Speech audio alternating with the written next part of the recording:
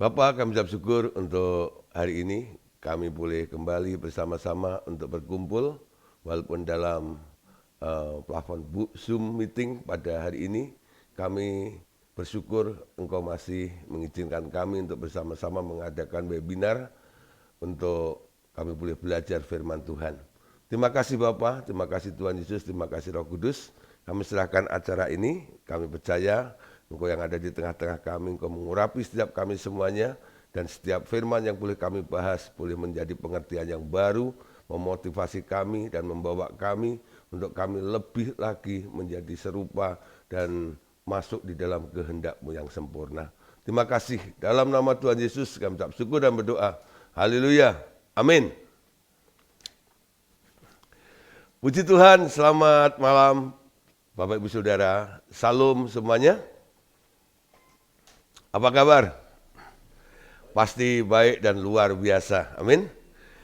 Tema yang akan kita bahas dalam webinar kali ini yaitu membawa jiwa ke next level.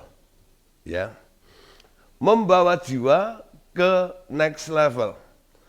Bapak Ibu Saudara, tema besar yang diberikan oleh Tuhan untuk RTM di tahun ini 2024 adalah harvest season, yaitu tuaian besar, di mana kita melihat dari tema itu diberikan oleh Tuhan dan Tuhan membuktikan banyak sekali saudara, ya, di mana di dalam kelompok-kelompok baik kelas pemuridan di bengkel rohani ataupun saudara kelas-kelas pemuridan di kota-kota, mereka boleh mengalami sebuah pertumbuhan dan tuaian jiwa itu benar-benar terjadi. Nah, kalau Tuhan sudah mulai mengirimkan jiwa-jiwa baru yang boleh bergabung dengan RTM ini, sekarang jiwa-jiwa itu mau diapain? Ya, jadi kita minta tuaian, Tuhan berikan tuaiannya. Sekarang tuaian sudah ada di sekitar kita. Walaupun belum terlalu banyak sih. Tapi kita percaya kalau kita setia dalam perkara yang kecil, kita bisa bertanggung jawab dari hal-hal yang kecil, jiwa-jiwa yang telah dipercayakan oleh Tuhan saat ini. Kita percaya Tuhan akan melipat gandakan, dan dari yang kecil ini, dari yang sedikit ini, nanti akan menjadi besar, nanti akan menjadi banyak saudara. Dan saya yakin saudara, RTM ini akan mengembang, ya, sesuai dengan apa yang Tuhan pernah katakan. Kamu akan mengembang ke kanan ke kiri, keturunanmu akan mewarisi bangsa-bangsa. Tapi sekarang sudah diperlukan satu perubahan dari semua jiwa-jiwa, baik kita maupun orang yang sudah dimenangkan ini, harus mengalami kenaikan tingkat atau next level, ya. Oke, Bapak Saudara, untuk mengawali, ya, saya buka firman Tuhan.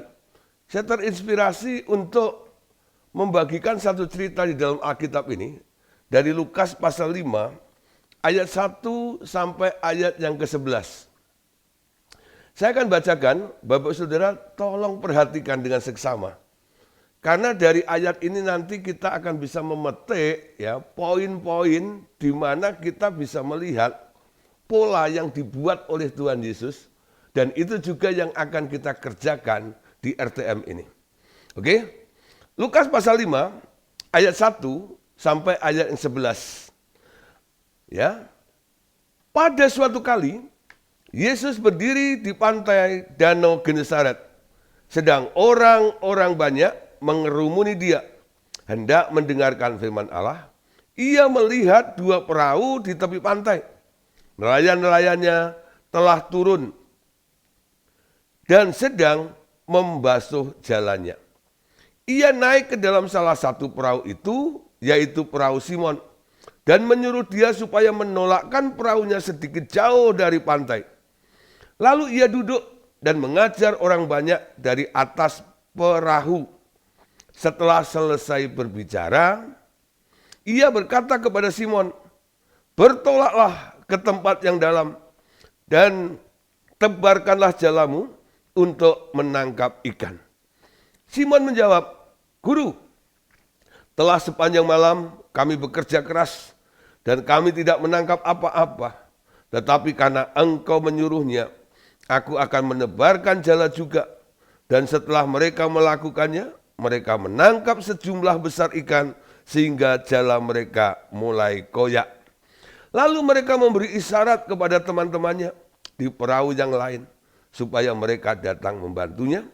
Dan mereka itu datang, lalu mereka bersama-sama mengisi kedua perahu itu dengan ikan hingga hampir tenggelam. Ketika Simon Petrus melihat hal itu, ia pun tersungkur di depan Yesus dan berkata, "Tuhan, pergilah daripadaku, karena aku ini seorang berdosa." Sebab ia dan semua orang yang bersama-sama dengan dia takjub oleh karena banyak ikan yang mereka tangkap. Demikian juga Yakobus dan Yohanes, anak-anak Zebedeus yang menjadi teman Simon. Kata Yesus kepada Simon, "Jangan takut, mulai dari sekarang engkau akan menjala manusia." Dan sesudah mereka menghela perahu-perahunya ke darat, mereka pun meninggalkan segala sesuatu lalu mengikut Yesus. Bapak Ibu Saudara, mungkin cerita ini tidak terlalu asing bagi Bapak Saudara. Bagaimana ya Tuhan Yesus ketika itu dia sedang ada berdiri di pantai Danau Genesaret. Ya, dari cerita itu saya ambil 4 poin di sini. Pertama, Yesus berdiri di pantai Danau Genesaret. Ya, Anda tahu ya, pantai itu kering. Ya, mungkin lembab lah gitu ya. Nah, tapi masih aman di situ. Dan itu dipakai untuk Yesus, ya, dia berdiri di situ. Kenapa Yesus berdiri di pantai Genesaret itu? Yesus sedang berkhotbah. Amin. Yesus sedang berkhotbah memberitakan firman. Dia pilih lokasinya di pantai Danau Genesaret itu. Nah, Saudara, karena itu orang yang mendengarnya itu banyak sekali, tadi dikatakan Yesus dikerumuni oleh orang banyak. Itu penjelasannya. Yesus dikerumuni. Saya melihat dari versi terjemahan yang lain, ya, kata dikerumuni di situ, ya, itu dipakai kata Yesus didesak oleh orang banyak itu. Anda ngerti maksudnya didesak? Kalau dikerumuni itu, saudara, itu hanya orang-orang di sekitarnya dengan diam. Tapi kalau dikatakan didesak, itu orang bergerak maju mengarah kepada Yesus yang saat itu Yesus sedang berdiri di pantai itu. Bisa gambarkan? Bisa bayangin kondisinya? Jadi orang yang mendengar itu nggak seperti Bapak Ibu Saudara sedang di gereja, duduk di kursi, duduk tenang seperti itu enggak. Mereka semuanya berdiri, ya, lalu bergerak ke depan mendesak Yesus. Kenapa, Saudara? Karena yang depan itu bergerak karena didorong dari yang belakangnya. Semua orang pengen lebih jelas mendengar apa yang Yesus katakan. Karena pada waktu itu sound systemnya nggak ada. Jadi Yesus itu kan ngomong, yang depan sih enak ya dengar ya. Tapi yang belakang ini, gitu dia. Nah, karena begitu, akhirnya kan dia pengen ke depan. Dia dorong lah yang di depan itu, gitu loh ceritanya. Nah, karena didesak, otomatis dong, Yesusnya mundur. Nah, posisinya di pantai. Ketika dia mundur. Lalu dia merasakan sesuatu yang aneh. Awalnya dia menginjak pasir, sekarang kakinya menginjak air. Nangkep ya? Yesus masuk ke dalam danau itu atau pantai itu. Tidak tahu ya. Setelah begitu, dia mulai bilang, ketika situasi berubah, kakinya menginjak air. Nah, Yesusnya terus berkhotbah. Amin. Tapi dengan waspada nih. Akhirnya dia cari akal. Bagaimana supaya nih dia bisa leluasa tidak terganggu dengan air itu. Dia melihat, ternyata saudara, dia melihat ada 2 perahu. Ya, memang akhirnya kita tahu perahu itu adalah perahu murid-murid Tuhan Yesus yang sedang menjala ikan.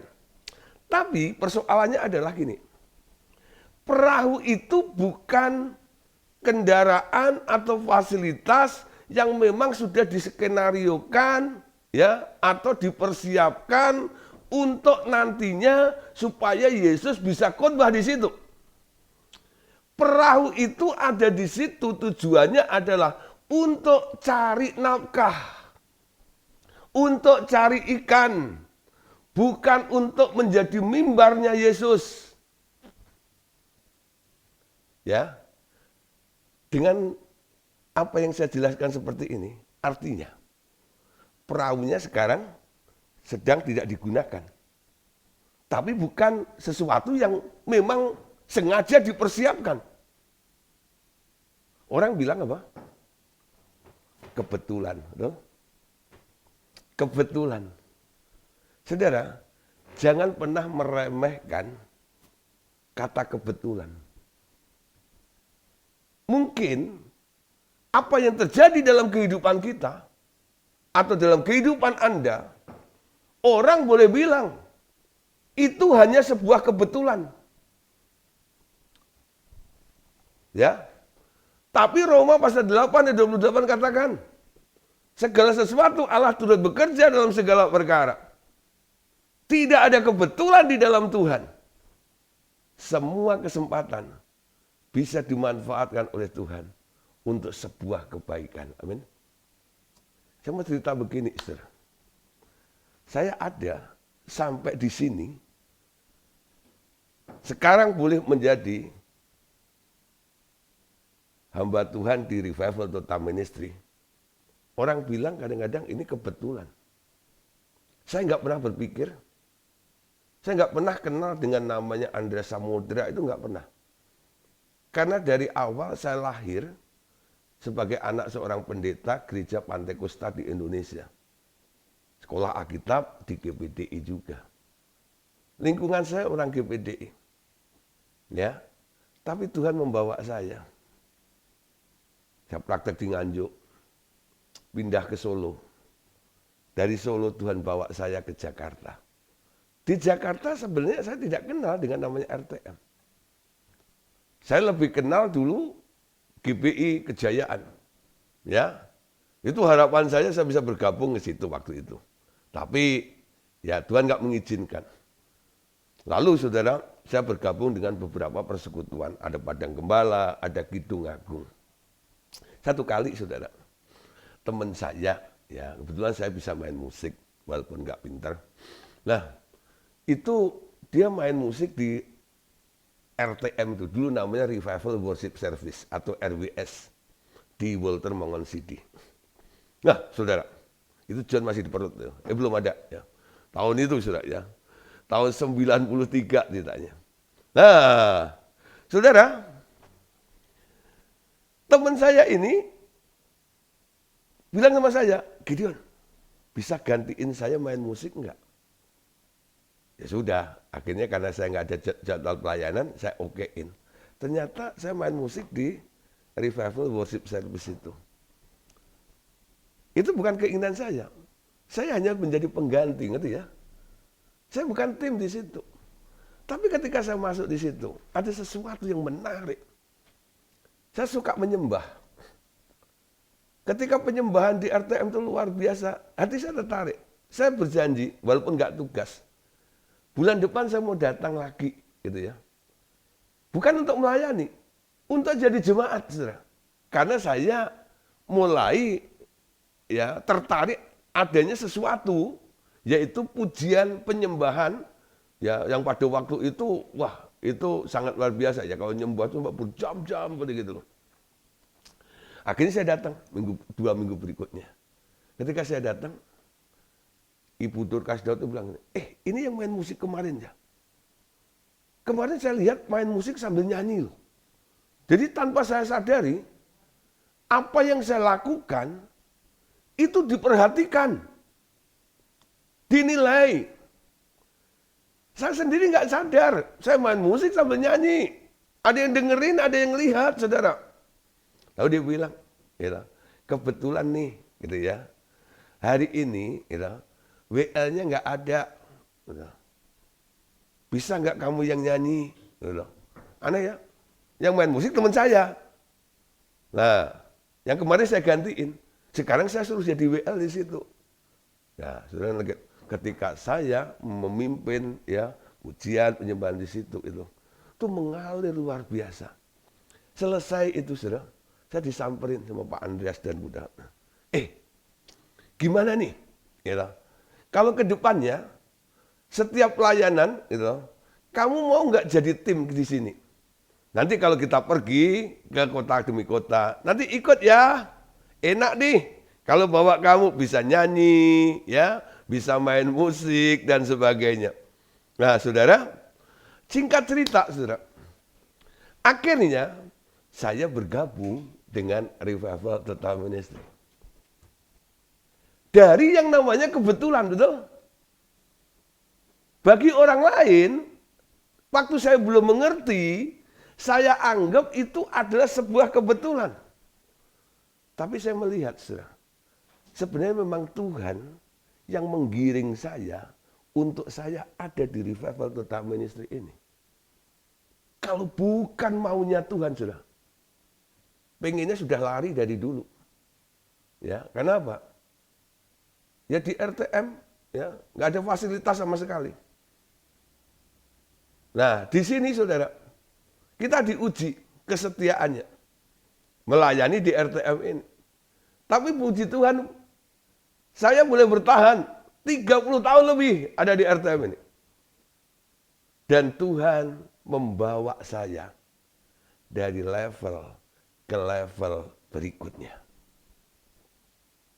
Saya nggak mengerti pertumbuhan saya, ya, hikmat saya, pewahyuan yang Tuhan berikan, tanpa saya sadari, kadang-kadang nih ketemu dengan sesama hamba Tuhan, dulu yang sama-sama bareng, selevel dengan saya. Sampai mereka berkata, cara berpikirmu kok berbeda dengan saya ya? Cara sudut pandangmu kok berbeda dengan saya ya? Nangkep saudara maksud saya? Tuhan bawa untuk saya mengalami kenaikan level dari hal yang disebut kebetulan tadi. Nah, kembali kepada ceritanya Tuhan Yesus. Ketika Tuhan Yesus berkhotbah di pantai, dia didesak, dia mundur, dia menyentuh air. Kebetulan dia lihat ada 2 perahu di situ. Akhirnya dia minta izin, walaupun itu punya murid ya. Dia minta izin. Boleh nggak perahu itu aku pinjam untuk aku berkhotbah? Diizinkan, saudara. Silahkan, ya, silahkan. Akhirnya perahu itu menjadi mimbarnya Tuhan Yesus. Yesus khotbah dari atas perahu itu, sementara audiensnya semua ada di pantai itu. Selesai Yesus khotbah. Ya, setelah Yesus selesai khotbah, saudara, akhirnya Yesus ngobrol sama si pemilik perahu itu. Ya, gimana kabarmu? Lalu Petrus dan anak-anak Zebedeus itu bilang begini, wah, hari ini bohwat, hari ini sial, ya, itu ikan apa namanya cupang yang kecil itu ya, yang pilek aja yang sakit maksudnya, itu nggak ada yang nyangkut, apalagi yang sehat. 1 ekor ikan aja nggak ada yang masuk ke jalannya, bayangin ya, yang pilek aja nggak ada yang masuk loh, apalagi yang sehat. Ya. Yang pilek kan biasanya agak jinak gitu, gampang ditangkap gitu loh. Jadi hari itu dia nggak mendapat ikan seekor pun. Dia cuci jalannya, hasilnya nihil. Ya. Lalu Yesus bilang gini, tebarkan jalamu. ke tempat yang lebih dalam. Guru, sudah berkali-kali aku tebar. Tapi karena engkau yang menyuruhnya, ya udahlah, akhirnya ditebar jalannya. Ketika mereka menebar jalan, jalannya ditarik, mereka kaget. Jala itu berat sekali. Dikatakan, jala itu hampir koyak. Karena apa? Penuh ikan yang didapat itu. Lalu Petrus memberi isyarat kepada teman-teman yang lain, perahu yang satunya datang. Untuk apa? Menampung ikan-ikan itu. Satu jala, saudara, 2 kapal penuh. Luar biasa ini. Ya, kapal penuh. Tapi, saudara, ketika Petrus melihat mujizat yang terjadi itu, Petrus nggak tahan. Dia nggak sibuk ngitung hasil daripada apa yang dia dapat itu. Justru apa yang dilakukan? Dia lari kepada Yesus. Dia sujud menyembah kepada Tuhan Yesus. Ya, lalu saudara, Tuhan Yesus bilang kepada Petrus, Petrus, hari ini dengar, engkau tidak lagi menjadi penjala ikan. Engkau sekarang menjadi penjala manusia. Lalu Petrus mengambil keputusan untuk mengikut Yesus. Saudara, dari penjala ikan menjadi penjala manusia. Ini yang saya sebut mengalami naik tingkat. Next level. Setiap orang yang percaya kepada Tuhan Yesus harus mengalami perkara next level ini. Naik tingkat. Hari ini Bapak Ibu Saudara, saya mau kasih tahu kepada Bapak Ibu Saudara semuanya. Misi RTM itu adalah menjangkau jiwa yang terhilang. Bukan bikin gereja. Misi RTM ya. Nah, bukan bikin gereja. Menjangkau jiwa yang terhilang. Nanti kita akan bekerja sama dengan gereja-gereja. Jiwa-jiwa itu bisa kita titipkan ke gereja-gereja itu. Ya. Karena RTM itu bukan church, tapi para church, ya. Jadi kita ini ada melengkapi gereja-gereja. Jadi Tuhan memberikan misi kepada kita, yaitu untuk menjangkau jiwa yang terhilang. Nah, yang kedua, misinya memuridkan yang dijangkau. Jadi setelah kita menjangkau jiwa yang terhilang, lalu kita memuridkan yang dijangkau. Yang ketiga, mengutus murid untuk menjangkau. Ini yang akan kita bahas ya. Jadi ada peningkatan level juga. Dari domba atau orang yang terhilang, yang dijangkau, sekarang setelah Anda dijangkau, Anda sekarang mulai didewasakan dengan dimuridkan. Dengan tujuan apa? Dalam pemuridan ini, banyak hal yang akan dibekalkan kepada Anda, supaya nantinya Anda bisa diutus untuk bisa menjangkau juga jiwa-jiwa yang hilang. Amin. Nah, saudara, yang pertama, bagaimana menjangkau yang terhilang? Itu merupakan hatinya Tuhan. Lukas 19 ayat 10. Sebab anak manusia datang untuk mencari dan menyelamatkan yang hilang. Yesus datang untuk mencari dan menyelamatkan yang hilang. Apa yang dicari Yesus? Mereka yang terhilang. Nah, bicara tentang yang hilang, ada 3 tipe ya tentang yang hilang. Alkitab menulis. Pertama, saudara, ada domba yang hilang, betul? Di mana ada orang punya 100 domba. Ketika ada satu yang tersesat, dia tinggalkan yang 99 itu, lalu dia mencari yang satu itu. Nah, walaupun ada di lembah yang curam, ternyata dia nggak bisa balik karena tersangkut di sana. Dia turun ke situ, dia ambil, lalu dia gendong dengan sukacita. Dia balik, lalu disatukan dengan kawanan yang 99 itu. Domba yang hilang. Nah, saudara, mungkin di sekitar kita ada domba-domba yang sedang terhilang. Apa itu domba, saudara? Domba itu adalah orang yang selalu berbicara tentang masalahnya kepada Anda. Jadi kalau Anda ketemu dengan orang-orang yang selalu ngomong, Pak saya lagi begini, Pak saya lagi nggak punya duit, Pak saya lagi sakit, Pak anak saya bagaimana, ini dan itu. Itulah domba. Orang itu sedang mengembek, mbak. Udah pasti suaranya ya. Mbak. Nah, agak serak sedikit. Mbak itu kalau tua. Jadi kalau ada orang sedang berbicara tentang kekurangan atau masalah hidupnya, Anda langsung katakan aja, ini domba. Betul? Lagi mbak. Amin. Langsung ya. Lagi ngembek. Nah, domba yang hilang. Mencari domba yang sesat. Amin. Itulah kerinduan jiwaku. Itulah hatinya Yesus. Amin. Yang kedua, dirham yang hilang. Apa itu dirham yang hilang? Dirham itu mata uang. Kalau sekarang koin, saudara ya. Kalau Anda punya koin, jatuh, bunyinya sekali.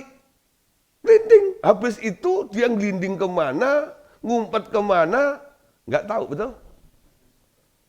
Nah ini agak merepotkan. Ada orang-orang yang punya masalah tapi bungkem. Dia hanya berteriak ketika masalah itu menerpa hidupnya. Aduh, setelah itu nggak ngomong lagi. Ada nggak orang-orang seperti itu? Banyak sekali, betul? Itu juga orang-orang yang hilang. Yang ada di sekitar kita. Yang perlu untuk dijangkau. Memang ada tipe domba yang selalu mengembek, minta tolong. Ada yang diem tapi sebenarnya mereka itu juga butuh untuk ditolong. Nah sekarang mulai tergambar ya. Oh ya ternyata tetangga itu loh. Oh ternyata itu teman saya itu loh. Itu tipe dirham. Ya ada toh contoh di Alkitab. Yang ketiga saudara. Anak terhilang. Apa bedanya domba? Dirham dan anak. Saudara, anak itu awalnya sudah tinggal di dalam rumah. Tapi dia keluar rumah. Dia keluar rumah bukan karena tersesat. Tapi karena kemauannya sendiri. Amin. Dia ngomong sama papinya, "Pak, minta warisan. Aku mau pergi." Dinasihati, "Moh, enggak mau." Amin. Bapaknya cuman, ya sudahlah kalau itu maumu. Untuk anak, itu enggak perlu dicari. Kalau domba terhilang, dicari. Dirham hilang, dicari. Kalau anak terhilang, enggak dicari. Alkitab ini. Kenapa? Dia pergi dengan sengaja. Tapi bukan berarti anak itu dibuang. Dia ditunggu sama bapaknya. Kalau dia sudah insaf, dia sudah sadar, dia mau balik, bapaknya siap menerima kapan saja. Amin.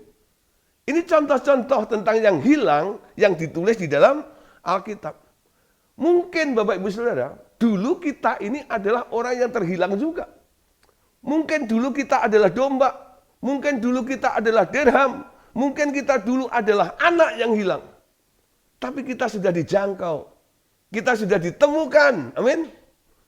Jadi misi yang pertama tadi adalah menjangkau jiwa yang terhilang. Amin.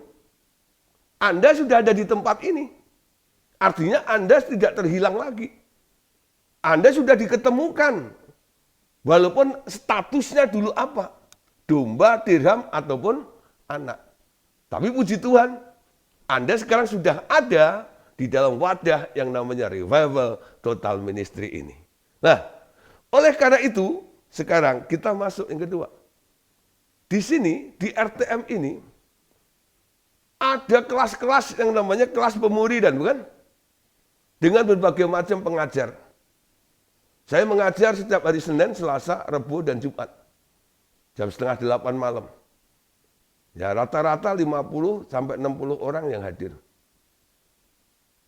Murid, ya. Nah, kita punya materi 13 buku. Dan orang yang mendengar pengajaran ini, mereka merasa diberkati. Karena apa yang diajarkan kebanyakan nggak pernah ya dikhotbahkan di gereja. Karena kalau dikhotbahkan di gereja terlalu berisiko. Karena apa? Karena ini adalah pelajaran makanan yang sifatnya adalah mendewasakan, bukan menyamankan. Gereja banyak ya yang hanya ingin jemaatnya nyaman, nggak lari. Tapi nggak peduli jemaat itu bisa dewasa, bertumbuh atau tidak. Yang penting kau tetap di sini. Ya. Nah, di RTM ada program namanya pemuridan. Memuridkan yang dijangkau. Ini yang kami lakukan. Jadi Bapak Ibu Saudara yang ikut kelas pemuridan, Anda adalah orang yang sudah diselamatkan, yang dulunya terhilang, yang sekarang Anda sedang didewasakan. Ya, dengan cara dimuridkan. Lukas 6 ayat 13 ya, sorry. Lukas 6 13. Ketika hari siang, ia memanggil murid-muridnya kepadanya, lalu memilih dari antara mereka 12 orang yang disebut rasulnya. Ingat ya? Ini juga yang dilakukan Yesus.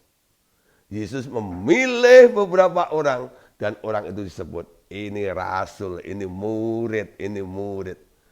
Sebenarnya nggak semua orang yang ikut kelas pemuridan itu bisa dikatakan seorang murid. Bingung ya? Pak, saya sudah ikut kelas Bapak loh. Jadi saya murid Bapak.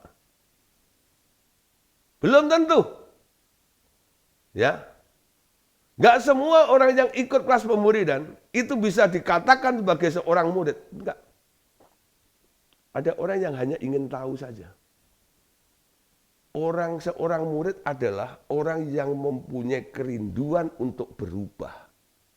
Untuk membangun dirinya. Untuk menghidupi apa yang dia dengar, apa yang dia pelajari. Amin.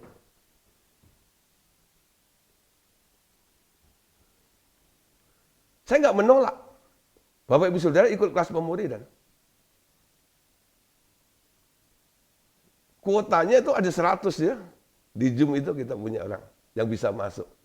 Selama itu masih bisa masuk, silakan masuk. Tapi saya beritahu hari ini, nggak semua yang ikut kelas pemuridan itu bisa dikatakan sebagai seorang murid.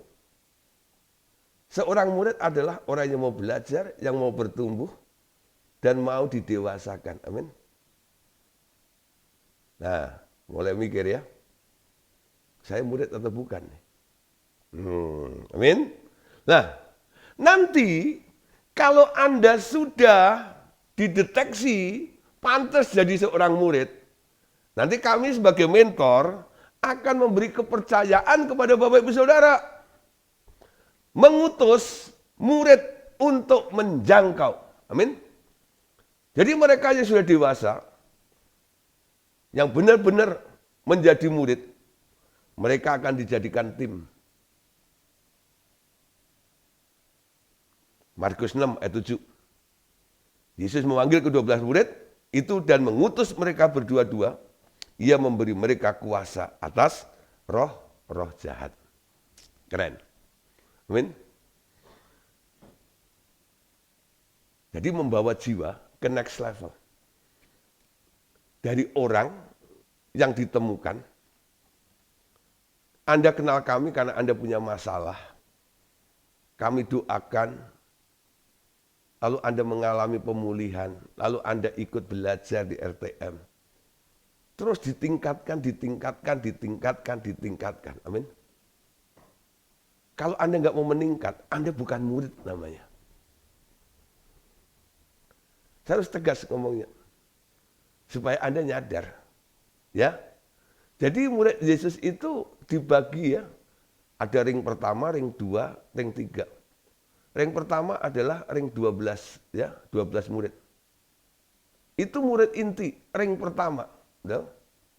Lalu ada 70 murid. Lalu ada murid kebanyakan, betul ya?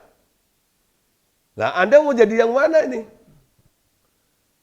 Tapi yang diutus oleh Tuhan Yesus itu baru 70 murid sama 12 murid ini. Yang kebanyakan nggak diutus.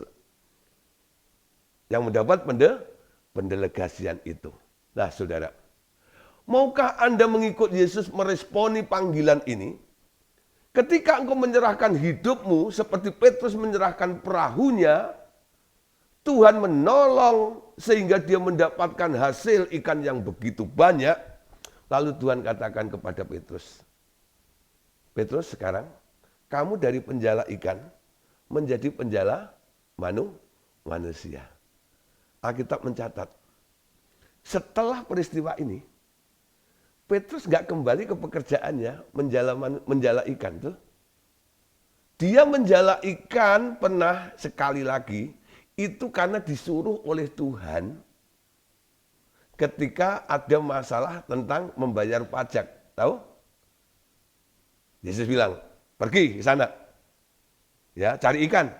Ikan yang kamu dapat pertama kali, buka mulutnya nanti ada koinnya.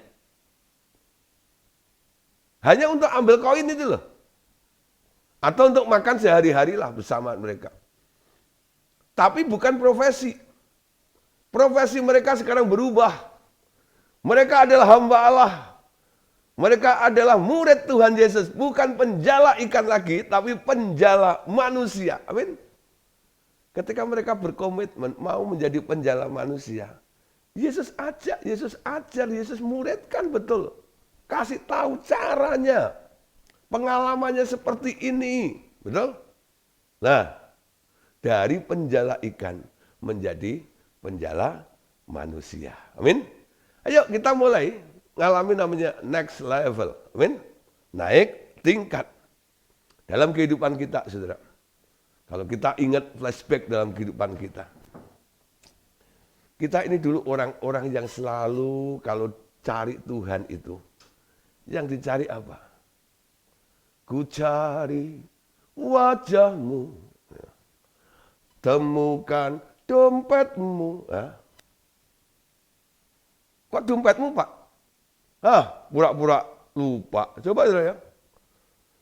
Dulu kita ini adalah peminta-minta berkat ya. Kalau datang ketemu Tuhan selalu bilang apa? Oh Tuhan tolong berkati saya. Ya. Cari Tuhan, temukan dompet. Makanya saya ganti itu lagunya. Ya. Jadi sekarang kita harus berubah untuk mengalami kenaikan level ini. Dari seorang yang selalu minta-minta diberkati, sekarang Anda harus bisa menjadi penyalur berkat bagi orang lain. Pak, bagaimana saya bisa menjadi penyalur berkat? Anda tahu, Efesus 1 ayat 3. Terpujilah Allah Bapa Tuhan kita Yesus Kristus yang dalam Kristus telah mengaruniakan kepada kita segala berkat rohani di surga. Saudara, segala berkat itu sudah dicurahkan. Apalagi kalau kita sudah lahir baru. Pabrik berkat itu sudah ada di dalam diri kita. Amin.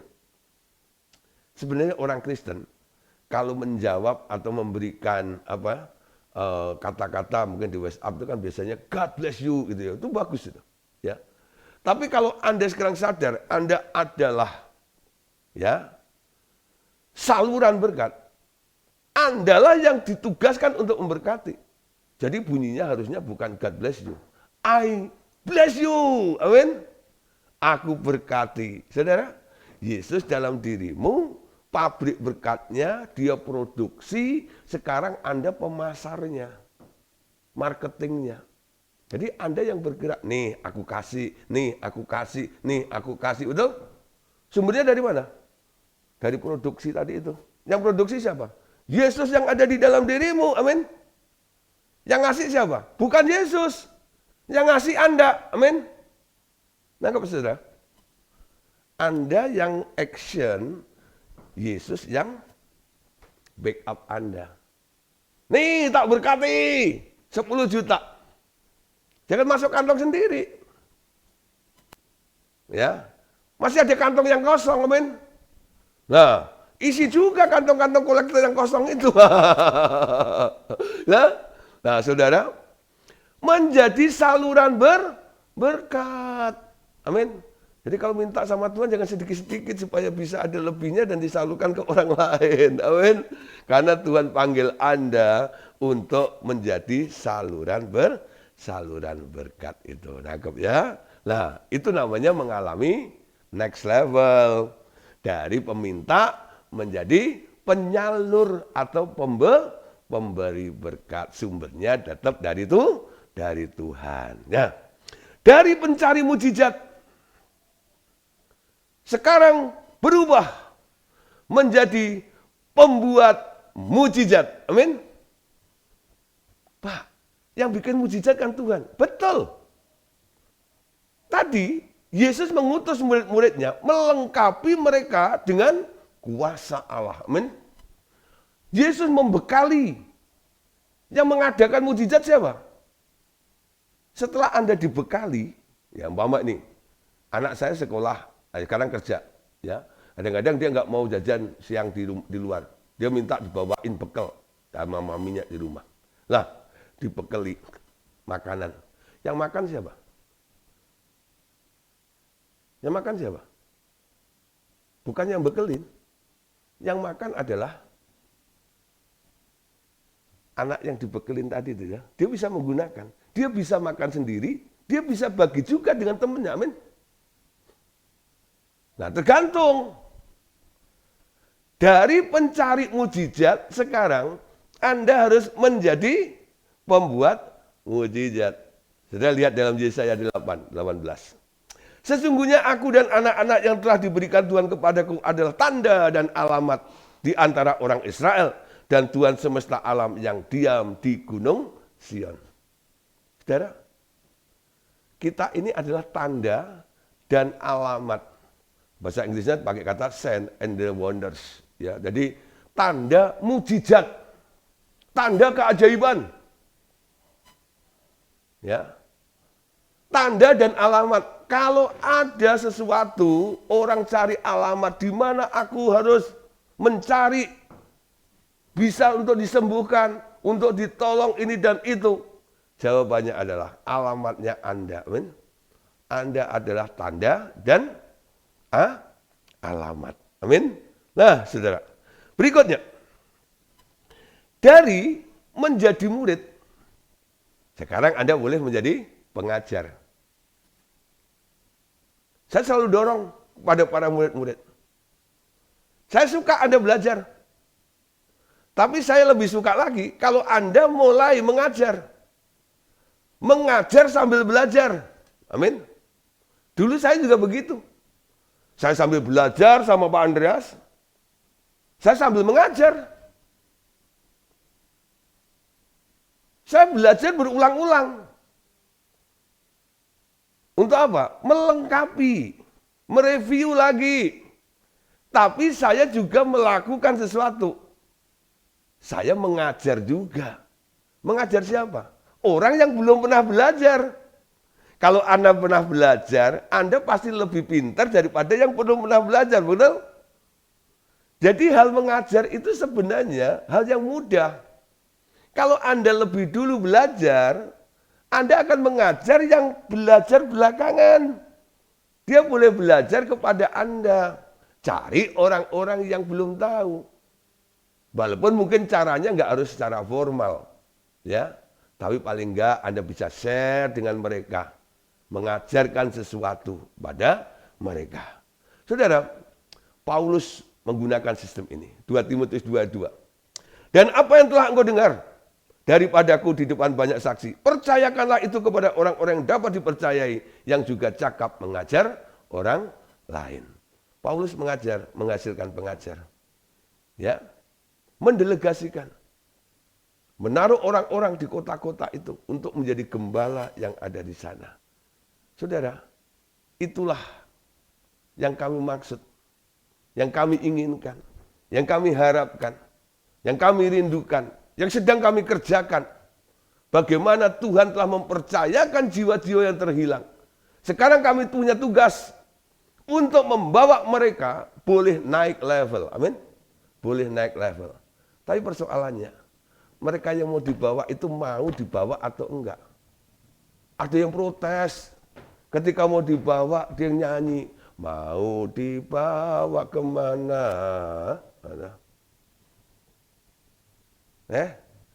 Nyanyi gitu. Diam. Dulu saya juga nggak terlalu mengerti.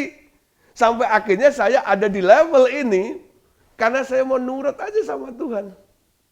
Ya. Memang ketika Anda mau naik level, kadang-kadang kita nggak ngerti. Tuhan mau bawa saya kemana ya.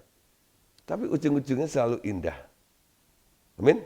Nah, sudah untuk penutup. Ketika Anda naik tingkat, bukan berarti masalah Anda langsung hilang, saudara.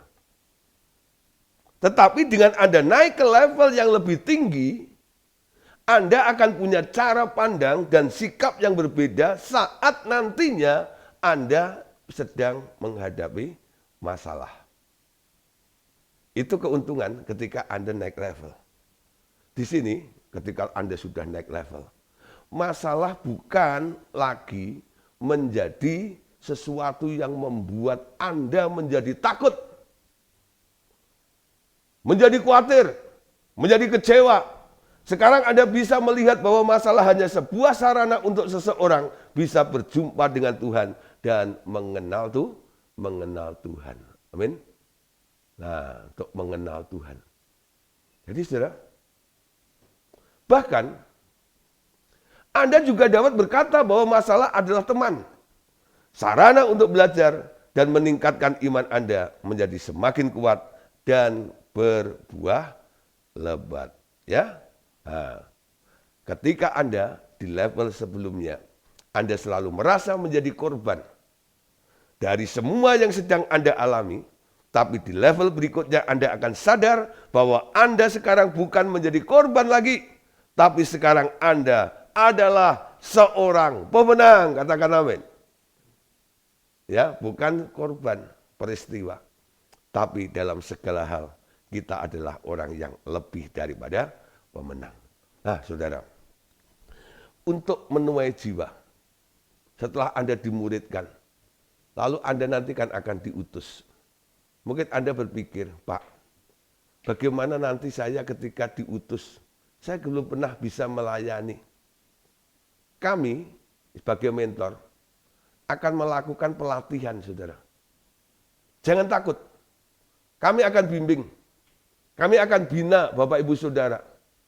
Ada program-program pelatihan. Ada yang namanya kursus pelayanan pribadi. Bagaimana mengkonseling orang, bagaimana memecahkan kasus dan sebagainya. Itu ada tekniknya yang bisa kami bagikan kepada Bapak Ibu Saudara. Dan kami bisa share juga tentang pengalaman-pengalaman pelayanan kami ketika kami ya melakukan pelayanan konseling dan sebagainya. Bagaimana mendoakan orang? Ada wadahnya. Setiap bulan kami ada bengkel rohani. Khususnya yang ada di Jabodetabek ini. Silakan hadir. Atau mungkin Anda bawalah orang-orang yang bermasalah. Datang ke sini. Bukan untuk saya yang mendoakan. Anda boleh mendoakan orang itu, nanti kami awasin. Kalau sampai nggak berhasil, Anda mengalami kesulitan, kami siap untuk menolong Anda, membantu Anda. Melatih Anda di situ, langsung praktek. Amin. Jadi bengkel rohani itu wadah. Bukan hanya untuk orang-orang yang bermasalah toh. Tapi juga untuk wadah sebagai pelatihan. Semua boleh datang, membawa jiwa masing-masing.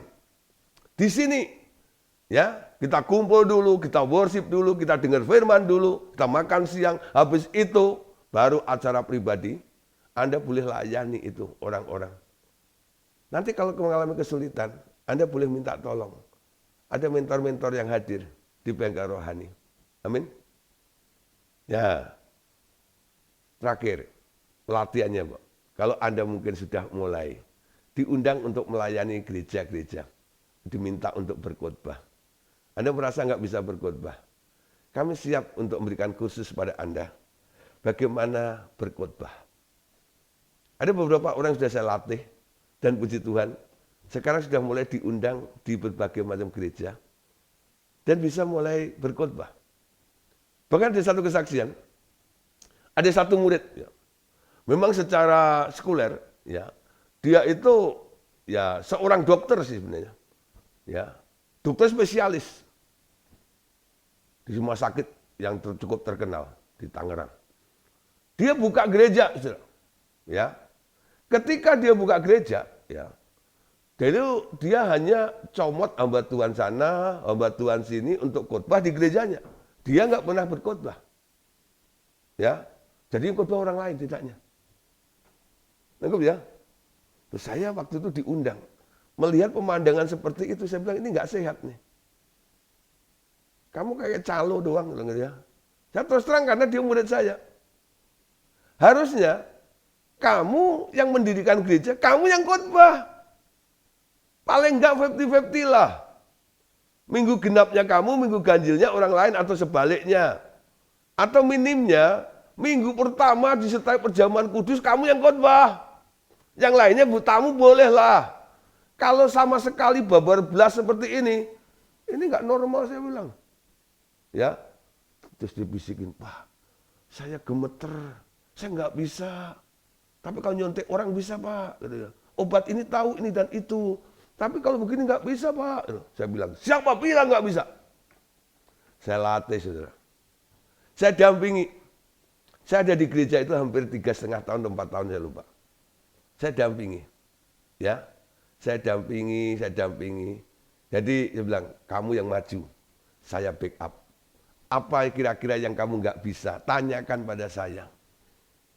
Dia tanya. Ketika jemaatnya dia menikah, untuk melakukan pengarahan aja, pranikah, dia nggak tahu. Dia minta tolong, Pak gimana caranya? Saya ajarin, saya contohin. Pak gini caranya ya, duduk dekat saya. Caranya begini. Satu kali jemaatnya meninggal. Nguburin di rumah duka dan nguburin orang mati. Juga nggak ngerti. Ya, oke. Yang ini, yang mati pertama ini di jemaatmu, saya yang action ya. Kamu dampingi saya. Lihat bagaimana cara khotbah di rumah duka. Bagaimana khotbah di kuburannya. Ya.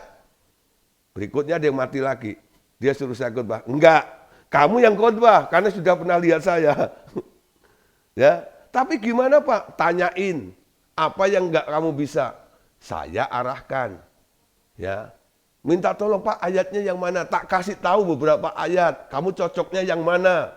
Uraiannya bagaimana? Saya kasih poin-poinnya, dasar-dasarnya, garis besarnya. Nanti hikmatmu akan mengalir. Sekarang sudah lama nggak undang saya.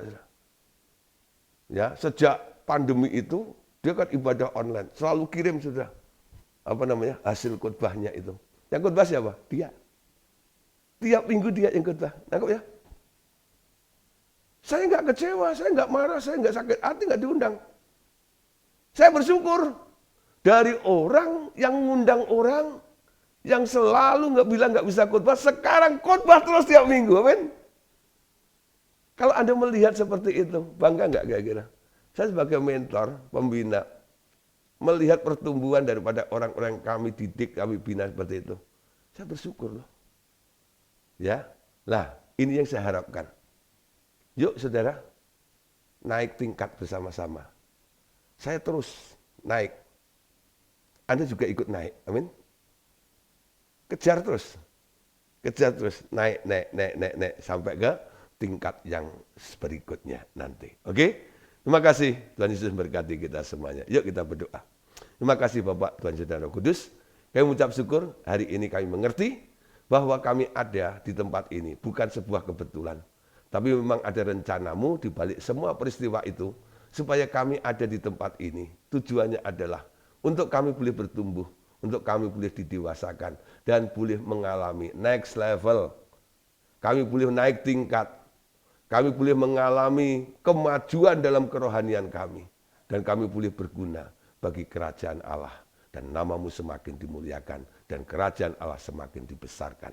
Terima kasih Bapak, terima kasih Tuhan Yesus. Dalam nama Tuhan Yesus kami bersyukur. Haleluya. Amin.